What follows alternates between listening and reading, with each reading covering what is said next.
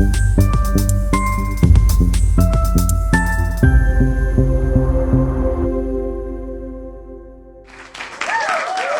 give 5 instances of distorted history, which is still holding the field in education, in textbooks, and so on. The first is Aryan-Dravidian. Aryan-Dravidian concept of two races. One which is in North India, which they say is Aryan. This is what the British said. And all the tutees of the British, they also said, like Ramila Thapar and others. And the South were the Dravidian people, and they were from Africa, and the northerner Aryans were from Europe. That was during the early part of this last century that has been propagated. Now it's slowly being dilated, and now it is shown to be completely, utterly false. There's no such thing as Aryan in any part of history. Yes, we have Arya, but Arya applies to the whole of India. Anyone who's a gentle person, a person, educated person, he is called an Arya, or Arya Putra, as they explain the exchange when they exchange between two soldiers. So the Aryan concept is a bogus concept. It has been unnecessarily brought in to divide India. As far as the Dravidian question is concerned, Dravida was a term which was coined by Adi Shankara, who said that and it came out of the word tra and vid, which means three coast lines. They come together. That part is called Dravida. So Dravida means South India. But they have made Dravida into a race, and the race is that they are from Africa, and that's why, because the southerners are more dark than the people in the north. But they don't understand that south is closer to the equator, and therefore the sunrise is direct, and so the pigmentation has got nothing to do with your history, your background. So this is the first one, and the demolition. All this can be demolished by using of the word DNA. That's a genetic term in genetics, and according to DNA, all Indians have the same DNA, no matter what part of India. Of course, there are fringe parts which I'm not including. There's a small number. They have come as migrants.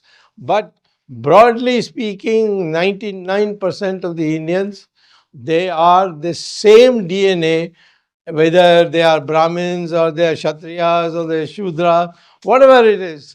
All Indians have the same DNA, and that has not been yet put into our textbooks. We continue with this bakwas called Aryan-Dravidian, which the British imposed on us to divide us. Second one is Hindustan and India.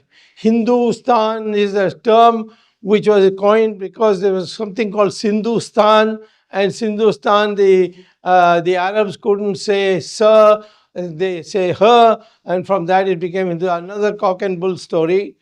Hindustan is there in the Rig Veda itself, and it describes from the Himalayas to the oceans how that is known as Hindustan. And some scholars have said Hindustan was created from Himalaya, which is he, and the Indian Ocean, Hindu Sagar. So he and Hindu became Hindu. That's how some scholars say, but I'm not on that. I know the word Hindu and Hindustan are there in the Rig Veda. So this is another big falsehood that has been imposed upon us. Third is that Indians are always being beaten by somebody coming from abroad, and they have succumbed to it and they have collapsed. That's absolutely untrue. The Mughals who came 300, 400 years or say 500 years ago, they were so beaten thoroughly in the end by the Marathas in Pune, and there is no sign of any Mughal anymore anywhere in India. Can someone tell me who is the descendant of Aurangzeb? You can't tell because there doesn't exist any such person who has been traced or who has come and claimed that he's a descendant of Aurangzeb. So they, where is the India is the only country where whoever came from abroad, we defeated them. We defeated the British also. They had to leave. Whether they were good enough to leave and all, those are not, doesn't matter, but they had to leave. So therefore, I would like to say India has never been thrashed.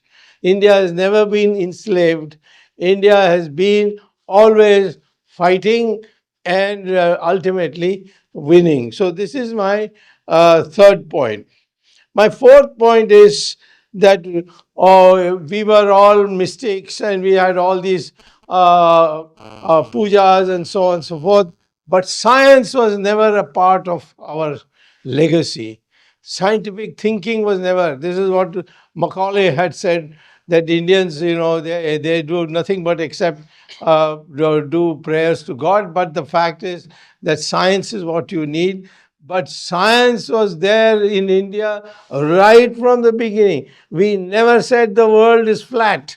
The whole of Europe kept on saying till Galileo came that the world is flat, and that the sun goes around the earth instead of the earth going around the sun.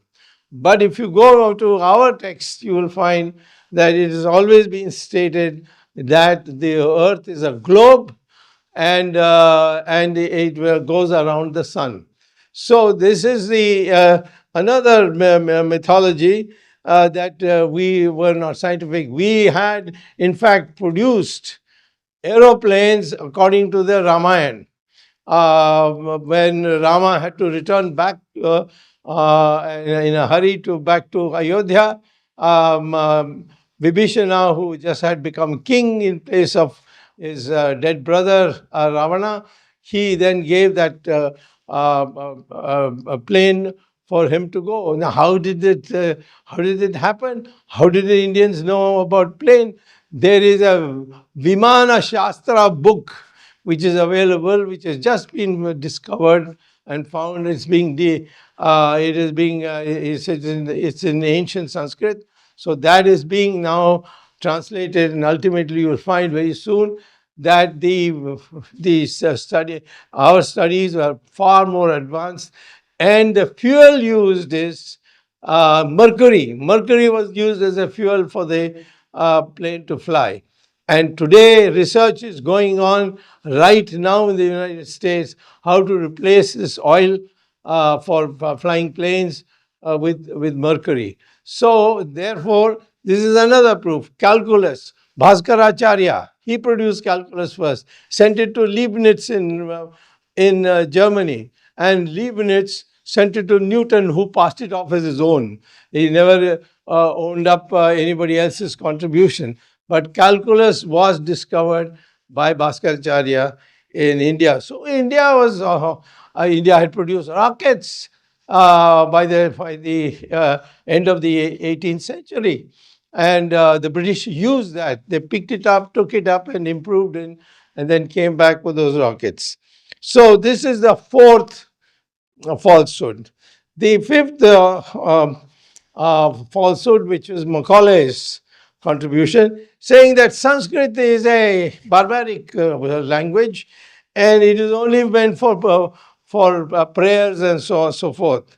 And if you want science, then you have to use English. Today, what we find for artificial intelligence, when in the future you will have the robots talking to you, uh, and reading what you are providing.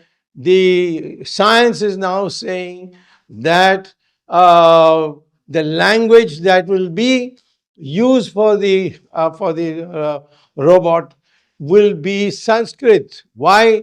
Because Sanskrit, their words and their tones and all, they are all perfect.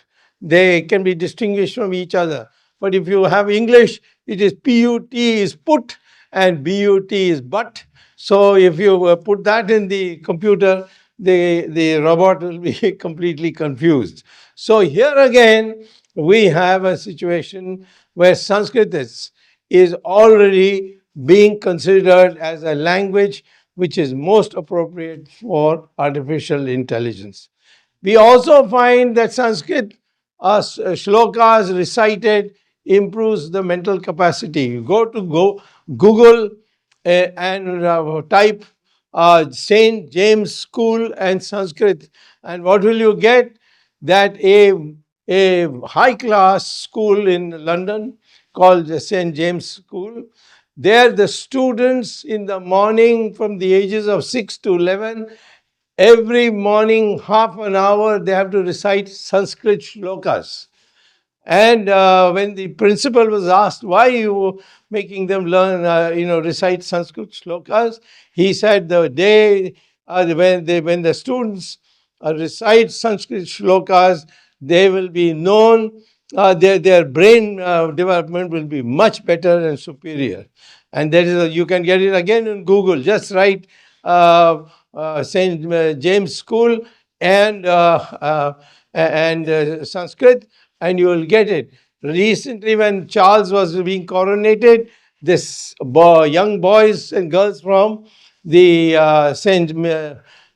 St. James School came and sang a song in Sanskrit, and it was all displayed in BBC. And surprisingly, our TV never carried it. So, finally, say in our culture we have always suppressed women and put them down. That's absolutely untrue. Women have been warriors, and or they have been thinkers. They have been in every field. Even amongst the gods, you see that Saraswati is for education, uh, s- uh, Lakshmi is for finance, and Durga is for fighting, and of course Kali is for butchering you, all of you, or the enemies who come to you. So women played this kind of role. Sita, for example, was determined not to come back unless all the women were rescued. She stood her ground. And same thing with Draupadi, who was humiliated, who took a vow and made sure that those who humiliated her were destroyed, namely the Kurus who in Mahabharata. So I can give you examples and examples of where women have been scholars, women have been all journalists in the past. And it's only in the Mughal intervention, the Islamic intervention, that the women had to go and hide themselves. So all these put together, I can say very clearly that the Indian history today is completely distorted, falsified, and it needs to be changed. Our government had set up a committee to go into it, but so far they have not been able to produce a textbook. But ultimately, a required textbook for schools and colleges will come, which will rectify all these um, absurdities that we have had in the name of history in our country. Thank you very much, Mr. Bharat.